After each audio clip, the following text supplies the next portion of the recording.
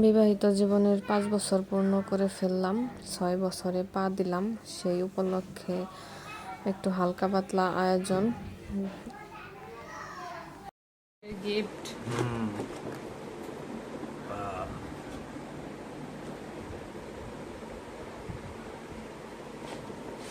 এই হলো আমার অ্যানিভার্সারি গিফট।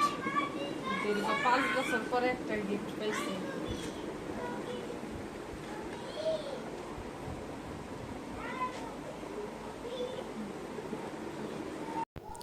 বিকেলের দিকে দুজন মিলে একটু বের হয়েছিলাম, কেক, তারপর আমাকে একটা শাড়ি গিফট করছে।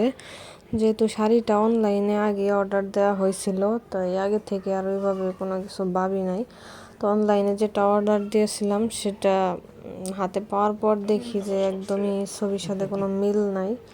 তো এরকম কখনো আমার সাথে হয় নাই যে যেটা অর্ডার দিছি ওইটা না দিয়ে অন্যটা দিছে। তো এই ফার্স্ট টাইম এমন একটা অভিজ্ঞতা হইলো। দেন ওইটা আবার রিটার্ন করে দিছি।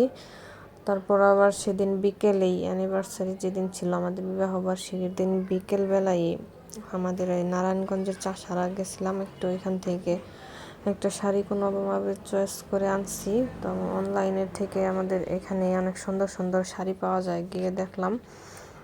হালকা পাতলা একটা কেক, তারপর আমি আগেই ফুল আনছিলাম একটু রুম ডেকোরেশনের জন্য।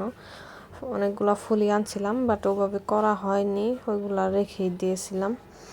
কিছুটা কয়েকটা গাঁদা ফুল দিয়ে আর কি মোটামুটি একটু সাজানো হয়েছিল। শুধু খাটের মধ্যে, আমাদের এই বাসায় তেমন কোনো জায়গায় নেই যে একটু ভালোভাবে সব ডেকোরেশন করব কোনো একটা অনুষ্ঠানে।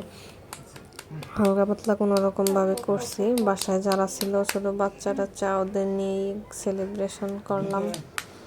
আমার এবছর ওরকম কোনো ইচ্ছা ছিল না। এমনি প্রত্যেক বছর একটু বেশি আগ্রহ থাকে, ইন্টারেস্ট নিয়ে থাকি কবে অ্যানিভার্সারি, বার্থডে এসব নিয়ে, কিন্তু এবার কেন জানি এসব ওরকম ইচ্ছা ছিল না।